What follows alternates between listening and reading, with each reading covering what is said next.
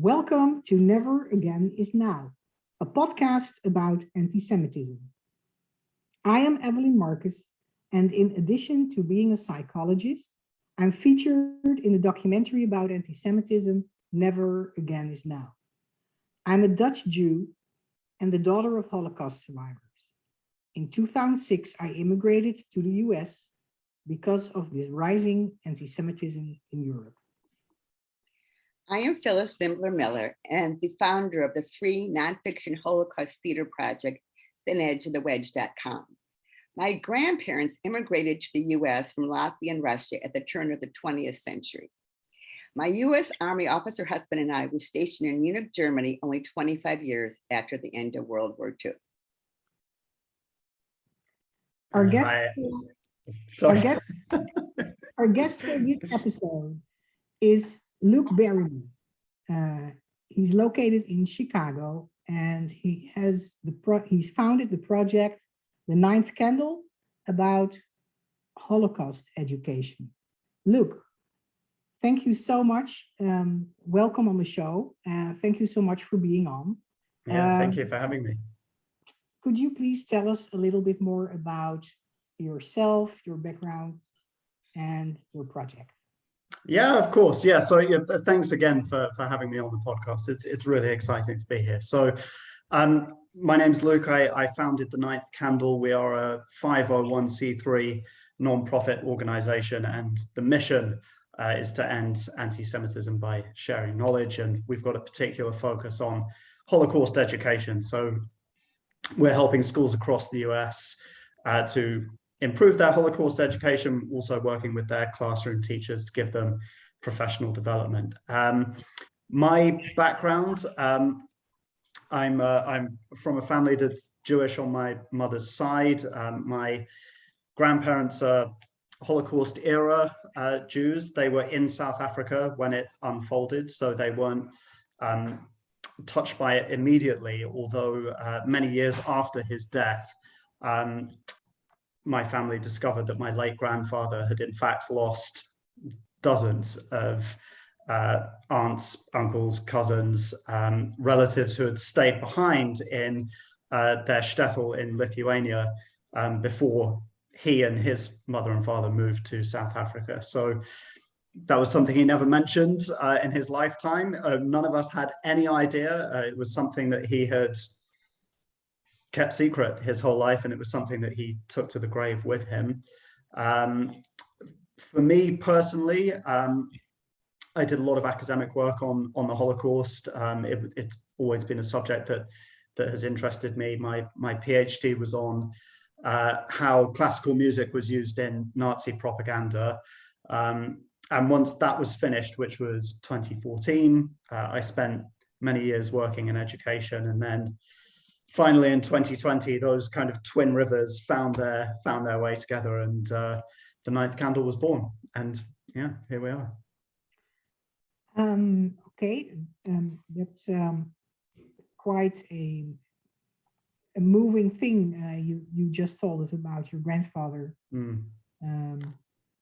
taking those secrets with him to the grave, it seems, right? Yeah, I that's certainly how I see it. And you know, I think that he never showed any signs of being burdened by this. You know, it wasn't. He was a happy, loving, open, warm person. He did not outwardly show any signs of trauma that I could see, at least. And nevertheless, there's this, you know, terrible shadow in the background, and yeah, it's not something I'll ever be able to discuss with him. And actually, the more I've got involved in the Ninth Candle's work, and you know, have encountered more and more Jewish families who've been touched one way or other by the Holocaust, I found that it's actually not that uncommon for survivors or survivor era Jews to just be totally silent about it. You know, I think that especially when kids in schools are thinking about survivors, they're thinking about the people who are prepared to go to their local Holocaust museum and tell a story, right? But there's this other body of survivors who are people who cannot articulate it and could not and will not. So yeah, just still so much to be explored. If we look at the projects of the Ninth Candle, it's about, if I understand it well, fighting anti-Semitism through sharing knowledge. Is that correct? Mm-hmm. Yeah, the goal is to end. The goal is to end. So we're quite careful about the language that we use. So one of the things that we are purposefully trying to avoid is any kind of combative language. So when we're engaging with schools, we don't tell them that we're here to fight anti-Semitism or to tackle it or anything else. It's to end, and that shouldn't be mistaken for passiveness, because we're definitely not passive. But it's just informing the way that we're going into this, and that's not to pass judgment on anybody else who's using those verbs, but it's that's our mission and how we're shaping it. Okay, so the goal is to end anti-Semitism, and I think it's an important point to make. Wherever you can avoid combative language, it may be wise to do so. So the goal is to end anti-Semitism. Can you give me an example of a project of the Ninth Candle that is trying to do that? Preferably a project that is trying to end today's anti-Semitism. Sure, yeah. So when we go into schools, I suppose another thing that's a bit different about us is that we don't have any one-size-fits-all lesson plans or anything like that. So we never go into a school and say, this is what we're going to do, and you host us.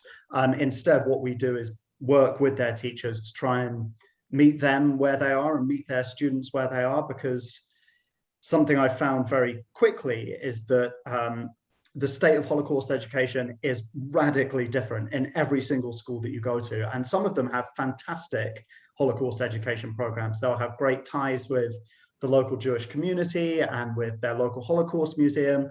And then you go to other schools and they've never taught this subject before, and the teachers don't know where to begin and the kids don't know what it is. So obviously you can't have one lesson plan that's going to work in both of those schools. So I think in a sense, every time we do a visit, it's about trying to address that contemporary anti-Semitism and how the way that people relate to the Holocaust is informing the way that they see Jews in the present. So to give you one example, a school that we went to recently, we ended up doing a project on Holocaust movies and Holocaust cinema. And one kind of trope that gets repeated over and over and over is this presentation of Jews as hysterical and as really confused and as not understanding what's going on and as just this kind of mass. And so then you ask the kids, one of the questions that you ask them is, well, how do you think this is informing the way that you might see Jewish people in the present, right? That if you're just encountering this same trope over and over and over again. And it comes in all kinds of ways, that are, most of which are quite subtle, most of which might be, to kind of use a term of the moment, might be called microaggressions, ways that are quite insidious. I think that the out and out really far right or alt-right anti-Semitism, that's, in my experience at least, that's a minority. For the majority of cases, it's slipping in ways that are much more subtle and ways that people aren't necessarily even examples, please? Realizing. Say once more, sorry, Evelyn. Can you give us some examples, please, of what you see slipping in? Oh, yeah. So I think, one of the ways that we've had to deal with in schools that we visited are people cracking jokes about the Holocaust, kids thinking that it's funny or that it's okay, for example, to imitate the Hitler salute in social media videos, which they then share among themselves. Kids who or I should say even classrooms where there have been Holocaust enactment activities. So we've encountered a school where a teacher built an activity that involved acting out scenes from Elie Wiesel's Night. And that was not coming from a place of conscious anti-Semitism. It was an idea that went badly wrong. So, you know, those kind of smaller things that are really widespread, those are the ones that I'm interested in sinking my teeth into. So, can I just ask a question? I would like to know how you get into these schools, meaning do they seek you out or do you pitch them, and are they receptive to your educational efforts? Yeah, that's a good question. So it's a mix of both. There's no universal formula, I think, and some schools will respond to the pitch and say this has come at exactly the right time and let's get something set up. Others do approach us because they've you know, seen something about us in the news, or maybe a neighboring school has said something. But there are also, and you know, from other nonprofits with whom I've collaborated, the pitching into the dark is just part and parcel of the process, and there are plenty of schools that don't want to hear it for one reason or other. So it's, you know, you have to be prepared to deal with that, I think, and you just go into it hoping that some of this sticks and that more of it sticks as time goes on. And yeah, so we don't have a formula. I wish that we did, but we don't. And do you want to explain what the ninth candle stands for?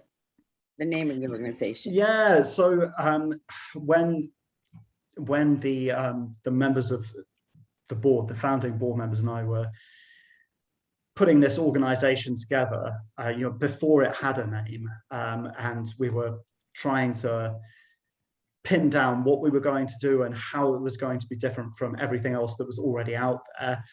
And, you know, we realized that this sharing knowledge was going to be central to what we did. We just gravitated toward the story of the Shamash candle, whose job on the Hanukkah Ner is to bring light, right, and to share light. It's not sacred. It's not part of the festival in that way, and I think that reflected our desire to be completely non-partisan, completely non-religious. We were not a religious organization. We want to improve education. We want to celebrate Jewish culture and wisdom. We want everyone, whether they're of faith or not, to feel like they can participate in that culture and wisdom and take something from it as well. And so, yeah, that story of the ninth candle just fit perfectly with what we were doing. Let me just add for people, because you used a different word for menorah than a lot of us use in America. Sure. Okay. So you said Hanukkah, which is correct, but not a word that we frequently use here. Mm-hmm. So just so everyone understands, we're talking about the 8 days of the winter festival of Hanukkah. Each of the candles for the 8 days is sacred, but what Luke's saying is that ninth candle, which is the helper, it's the candle that you use to light the different ones, is not sacred. So just wanted to make sure everyone's on the same page. Now Evelyn has a question. Yeah. Look, today we see the state of Israel being accused of being a Nazi, behaving as the Nazis. I remember when I was still in the Netherlands, a Dutch cartoon in the leading daily newspaper won an award, picturing Israeli IDF soldiers as the guards of Auschwitz and the Palestinians as the prisoners. Is any of your projects relating to that kind of today's anti-Semitism? I see. Yeah, so I mean, we don't advocate for any particular position on Israel.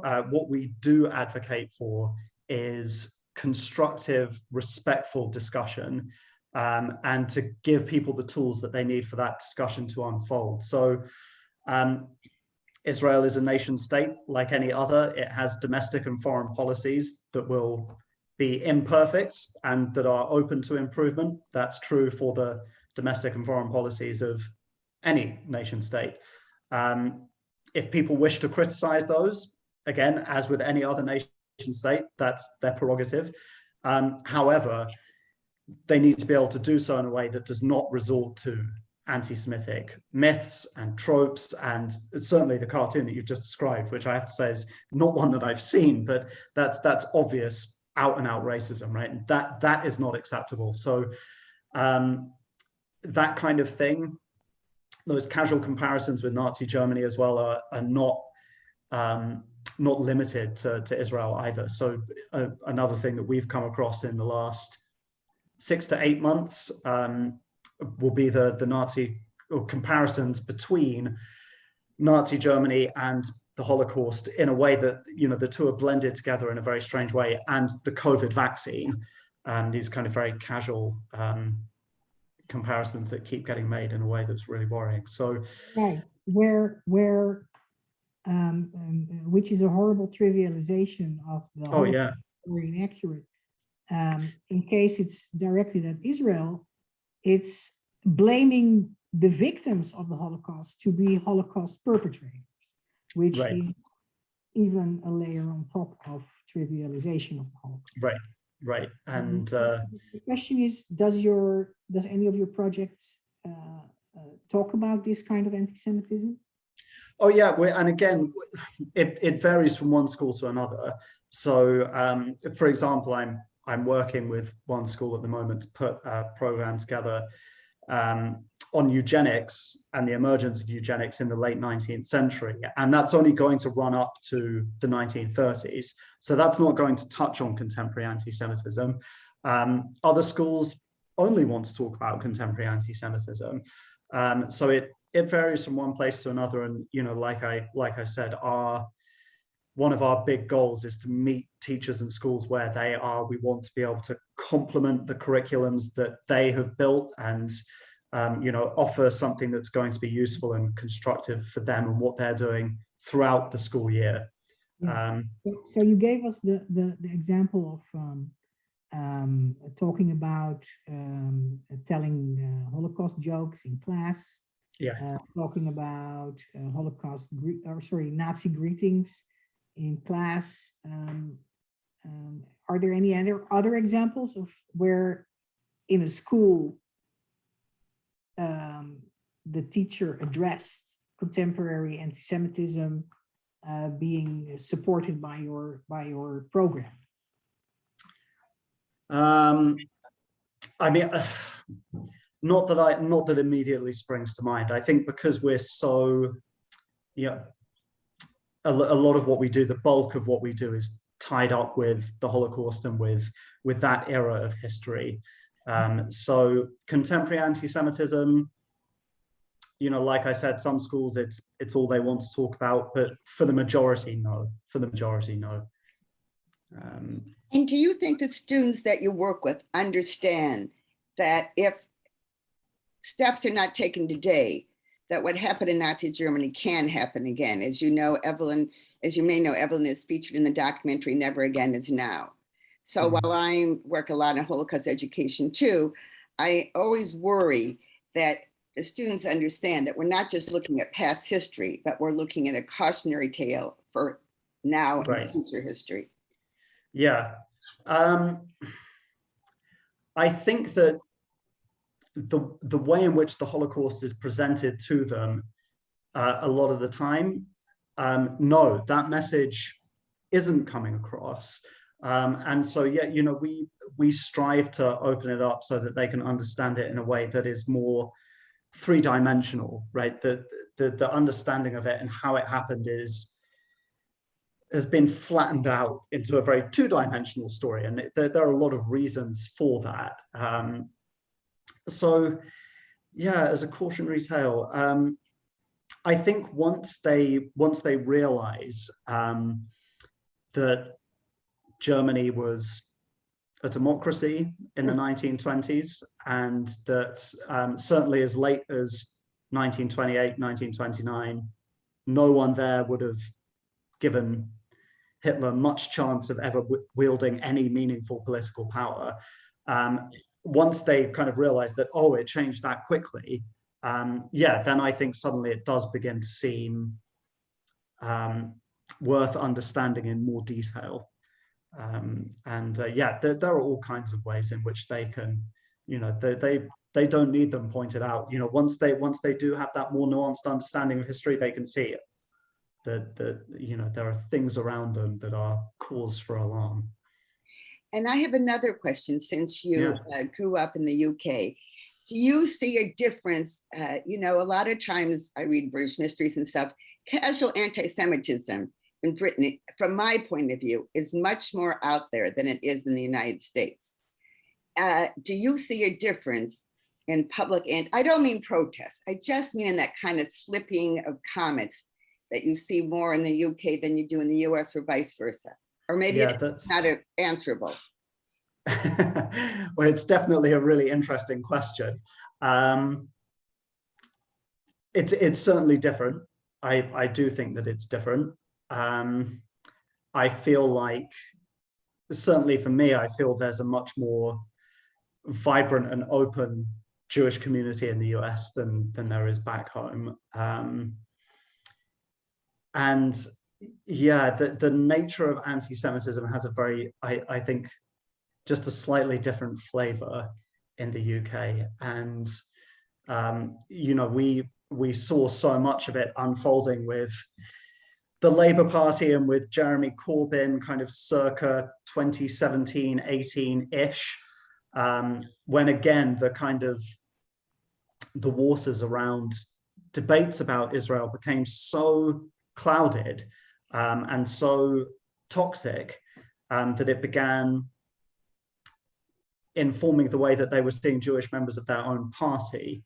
And yeah, so that, you know, that was definitely a very difficult moment, I think, for a lot of Jewish people in the UK. We see the same development now in the United States, has started in the United States, unfortunately. Right. And I think, as I said, for us, you know, if people want to criticize Israel, that's fine. But what needs to happen is the removal of all of those anti-Semitic tropes from the equation, because it's breathing new life into them, often inadvertently, and you know, that's why it's yeah, a terribly difficult problem to address, but a very important one. Do you have any suggestions how our listeners individually, and also the three of us, you, Phyllis, and I, individually, could contribute to removing those anti-Semitic tropes from a legitimate discussion or debate about the policies of the State of Israel? Yeah, that's a big question. I think lots of open, frank discussion with people with whom you agree and disagree is very important.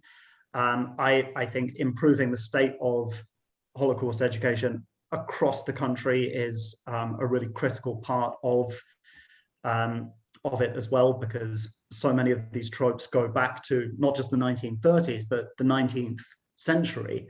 And people don't even realize it, that these things have a very long history. So that's another thing, just increasing awareness, improving education, and being open to discussion. I mean, I think that will be the platform from which this is addressed.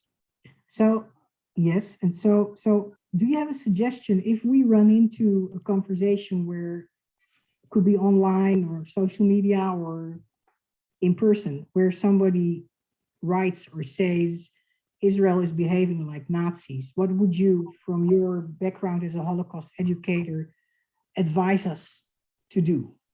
How to react, how to speak up? Yeah, well, that's an interesting one, and I think it's wholly dependent on the circumstances. So if it's certainly for me personally, because the Ninth Candle, like any other advocacy organization, has its share of the trolls from time to time. If I'm going to have that discussion with someone, then it has to be on terms with which I am happy. And I'm not going to have the discussion with someone who is hiding on the internet behind a veil of anonymity. And that means that I delete the comment and I block the person in question, and that's the end of it. If a curious student comes to me and says, I saw this cartoon in the paper, do you think it's fair? Then I'm prepared to sit down and have that conversation. So I think that unless it can be constructive, unless I'm convinced it can be constructive, it's not something I will enter into. And in order for it to be constructive, it needs to be respectful and it needs to be out in the open. Those are two non-negotiable prerequisites for me. So you would, if I understand you well, you would block people who are disrespectful from social media, from your social media, disrespectful about Jews. Yeah, well, that's certainly for us, that's the policy. I think that if trolls in general are seeking attention, right? So I think it's very important that they're not given the attention. I do the same thing on the website of my documentary. Right. Again, is now I do the same thing when rants come in that are crossing the line of anti-Semitism. I block those people and I remove the comment. You also said if a student comes up to me and asks me if this is fair, right? What about a student saying Israel behaves like Nazis and not asking you whether that is a fair thing to say, but who just makes that statement? Would you speak up? Would you recommend us to speak up? Or just let it go? I mean, me personally, the position that I'm in as someone who's visiting schools to try and improve education, I can give you an example of something similar that happened in one moment. But yeah, I would try and engage them in conversation. If it's a teacher who's heard a student saying that, if it's a Jewish student who's heard one of their peers saying that, then absolutely they need to speak up. That's a situation that has to be addressed. And hopefully that might result in a phone call for the Ninth Candle or a similar organization, and we go in and we help, right? So I once had a student who was about 14, 15 years old come up to me and say just flat out, I don't believe that there were gas chambers in Auschwitz that were used to kill people. And that was it, just point blank, flat out, I don't believe. And I think that I had two options there. One was to hit the outrage button and, bring tons of bricks raining down on this kid, or I could sit down and talk to him and say, well, A, why do you think that? And B, let me try and explain to you why perhaps this is worth believing. And of course, once I did sit down and talk with the kid, it turns out that what he knows about the Holocaust is informed by a tiny range of material, most of which has come entirely from pop culture and questionable websites. And once you kind of frame the particular thing that he's talking about in a bigger historical context, it makes him think differently about it. And for me, that's mission accomplished, right? If I can make the kid think I was wrong about this, and maybe there's more that I need to go away and learn, and maybe this is informing the way that I see the Jewish peers in my class, that's much better for me than that kid being told off and going home feeling ashamed and being even angrier than he was when he came in school that day. Yeah. Yes. Great advice. Yeah, that's a great insight. It's almost time for us to wrap this up. So I would love to give you a chance, Luke, to have any last thoughts that you feel, anything that really important that we've missed that you would love to share with us. Yeah, thanks. I think for me, I would just underline again how happy I am to be here and to do this. And yeah, it was an honor to get the invite. I think the more work I do in this field, the more convinced I am that there's no silver bullet to improving Holocaust education in the US or to ending anti-Semitism in the US. There's no one group out there that has the answer.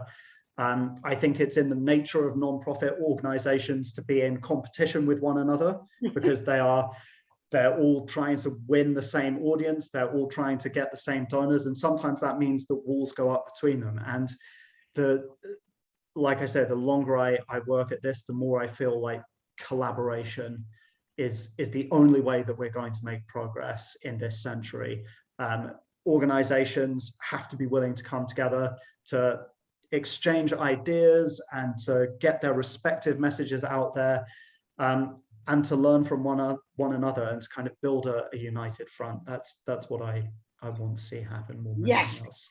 Thank you so much, Lou. And thank the listeners for listening. And do check out Evelyn's documentary, Never Again Is Now. You can see it at joinneveragainisnow.com. You can learn more about my free Holocaust theater project at thinedgeofthewedge.com. And whenever you can, without putting yourself in physical danger, speak up against anti-Semitism and hate.